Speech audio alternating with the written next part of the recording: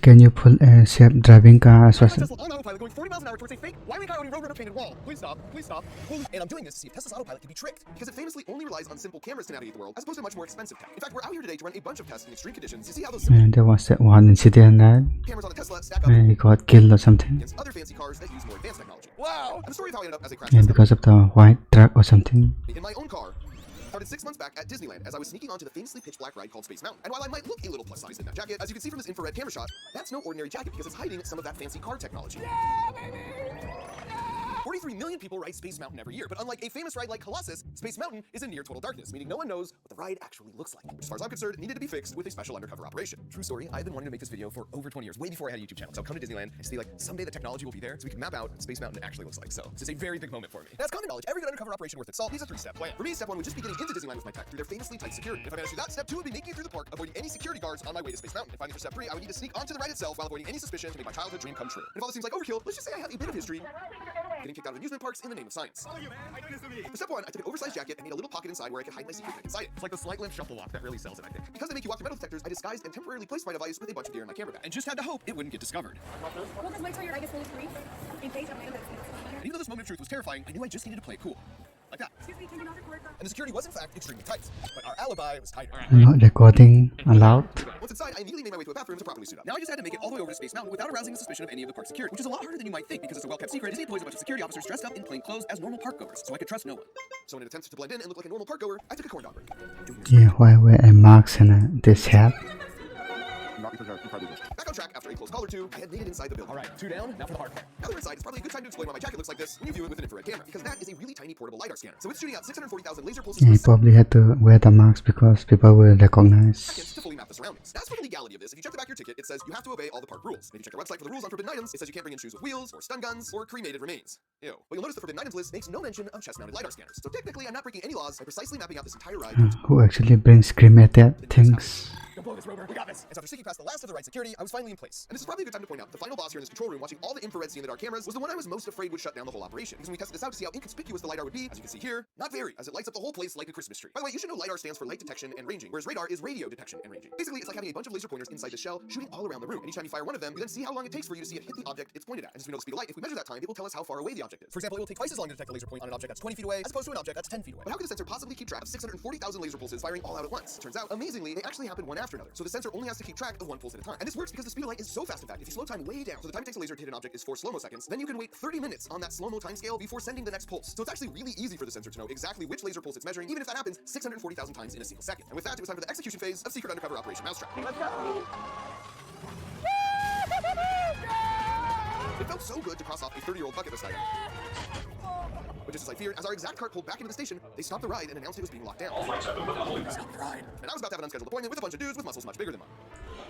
So bad. Turns out it was an unrelated power issue, which meant this was a mission accomplished. That's like a dream come true. Before I made a YouTube channel, I wanted to do that. And the only critical oversight of the whole operation was forgetting they took those dumb keychain photos at the end of the ride, leaving behind some very incriminating evidence at the scene. I forgot to put it away, that's so awesome. That's Harrison, by the way. And he started a company that makes these super small portable LiDARs. So after mapping out a few more rides like Haunted Mansion, let's go, and continuing my painstaking efforts to blend in, we headed home so Harrison could process all the data. And a few days later, he did not disappoint. This is from the LiDAR you were wearing on your chest. Get out of here. All this is totally in the dark. And what's really cool is we could visualize what was recorded as the ride progresses. And so as you can see here, you get a sense of what the LiDAR was seeing in real time as the ride progressed on. But what's even cooler though is we can now use that data to Yeah, create actually cool. a 3D model of Space Mountain with the help of our army of 3D printers. So for the first time ever, this question mark days were numbered. Got it. So while the 3D printers were hard at work, we also reviewed the data we captured from the Haunted Mansion ride, where we made 2 super interesting discoveries. The first is that the initial room they take you in is really just a fancy elevator so they can get you underground to transport you to the real ride, which actually isn't in this house at all. Because when you go down this hallway, you're walking under this hill you see here. So by the time you load onto the ride, you're totally outside the park. But if that's true, there should be some evidence for this besides our scan. And sure enough, there is. Because if you look back at this shot of the hill, you can actually see just the corner of some kind of large building. And if you check that answer on Google Maps, you can see this entire massive above-ground warehouse where the ride actually takes place that matches up perfectly with our LiDAR scan, which is just super clever engineering by the super talented Disney Imagineers. And the second discovery is they use a lot of super thin, nearly invisible curtains they project on that create a lot of the illusions like these flying ghosts. And while your eye might get fooled, as you can see here, there's no hiding from the LiDAR scan. And so you can imagine there's some incredible real-world applications for this LiDAR technology. Like every day when your phone scans your face to unlock itself, or when archaeologists use it to find lost ancient cities from the sky, or for example, in cars. And as you might guess, this car automatically saves Yeah, the Amazonian Lost Village. crashing because it uses a LiDAR sensor, which as you can imagine, would have saved Wile E. Coyote a lot of pain over the years. And the reason it works so well is because it's updating that point cloud of 640,000 laser measurements every second to the brain of this car, showing exactly what's in front of it. In fact, it works so well, as you can see here, I can maneuver all around these obstacles in real time with all the windows blacked out, looking just at that point cloud in a VR headset. Yeah, easy bike guy. My Tesla on autopilot, however, only relies on simple cameras and its image processing to navigate the world. So to see if that tech is just too simple, came up with a 6-part LiDAR versus camera head-to-head face-off, culminating in a history-making first Tesla versus cartoon physics test. Okay, so we're starting out with a car with a LiDAR. First test is just kids standing in the road. Not sure why he's doing that. It's very unsafe, so we want to be extra careful. Okay, hit it. The testing speed was 40 miles an hour, which meant the LiDAR would have to detect the kid and then slam on the brakes at least 60 feet in front of it. And it turned out, that's all it needed. Now it was Tesla's turn. This is a terrible feeling driving straight at a kid, but this is for science. All right, we are up to speed. And with just simple cameras, the Tesla was speeding fast, Oh no. but did detect the kid. Oh God. Just not in time to fully hit the brakes. Oh, Tesla didn't fix anything. Oh, he was even a crunch lap. Nice. Now, if you're a Tesla owner, there is a silver lining, because we were relying on the automatic emergency braking system to stop for the car. And because it assumes the driver's paying full attention while fully driving the car, it only hits the brakes when it's 100% sure there's a problem in order to avoid false positives. So the alternative is to use autopilot, and that assumes the driver isn't paying much attention, and while the downside is you get way more phantom braking and false positives, Oh, that was ridiculous. the upside is you're less likely to be charged with vehicular manslaughter. Because you can see here on autopilot, it actually stopped in time. So I decided to be nice and call the score 1-1, and then I'd be even nicer by using the more conservative autopilot on the Tesla for all the remaining tests. Such as this one, where we now simulate the kid dashing out from behind a parked car using some clever engineering, giving the cars less than a second to identify the mannequin and stop themselves. Here we go, getting up to speed. Oh, a ball came out. I wonder why that happened. Oh, kid! Another life saved. Now it was the Tesla's turn on autopilot. 40 miles an hour. There goes the ball. Uh-oh. And impressively, it stopped with plenty of room to spare. Good job, Tesla. Which meant we were all tied up heading into Okay, I guess they have improved, update that. Optically, with my own eyes, I can no longer see that there's a kid through this fog. The LiDAR has no issue. This will be interesting. Okay, here we go. Oh, wall of fog. So we plunged through the fog, coming to a very sudden break. Hey! After which we saw the mannequin was not only still standing, but was casting a really cool long shadow. Because the lasers don't pass through solid objects, just like how you can cast a long shadow with the sun because light doesn't pass through solid objects. I don't have high hopes here. But with the kid look just as cool after the Tesla test. Oh, fudge! I mean, Tesla does make everything look sort of cool, but that wasn't the only shot. I actually hit the brakes there. That was on autopilot. The cameras didn't even hit the brakes at all. The only thing still on is the pants. That was a bad one. And now the Oh, LiDAR Tesla did not care at all. another W. Time to make it rain! The next test was see if the cars could spot the kid under a torrential downpour made up of maybe too much water.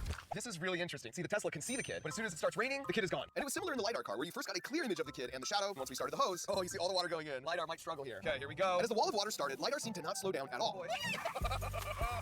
Until the last possible second. Another W. Now I just need the rain to stop. You know any good rain dances? Oh, that's actually a good idea.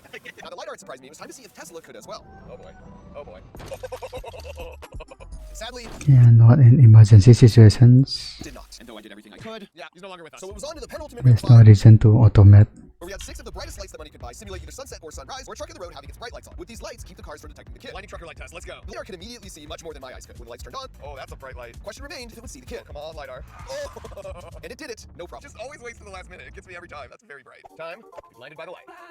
And it's true, these lights were so bright, I wouldn't have seen this kid on my own. And at this point, I really doubted that the Tesla could either. But when it pulled to a stop, Okay, we stopped for the kid with the bright light. A W for the Tesla. and that W meant these were the scores headed into the painted brick wall ultimate grand finale. Scientific papers have actually been written on this exact scenario, debating theoretically what the Tesla would do. But we were here once and for all to silence all the debates with cold hard data. All right, so LiDAR is perfect, and Tesla is Yeah, fine, surely they can detect it, right? but as far as I'm concerned at this point, this one's the only one that matters. Oh my gosh, I can't believe I do this. All right, hit it.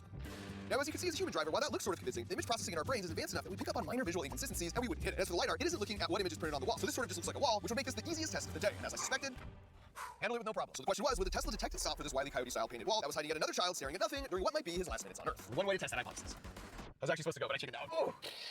The car may not know it's a wall, but I know it's a wall. Everything in your body says, don't drive into a wall. Oh boy. All right, here we go. And so I steeled myself and accelerated the Tesla up to the 40 miles an hour. And as the wall crept closer and closer without moving an inch, Holy the crap. question was, Oh, if the GG Tesla would then. take time to step on the brakes. And it turned out,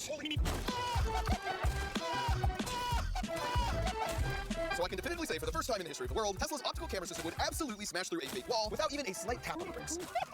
My heart is gonna beat out of my chest.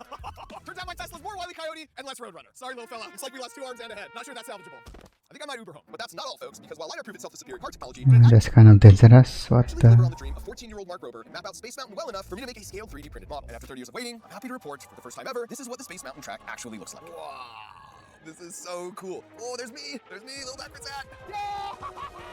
I recognize every single one of these turns. You go up right there, and then you come down, and then it's all the right turns, right turns, right turns. Right here is where they take your picture.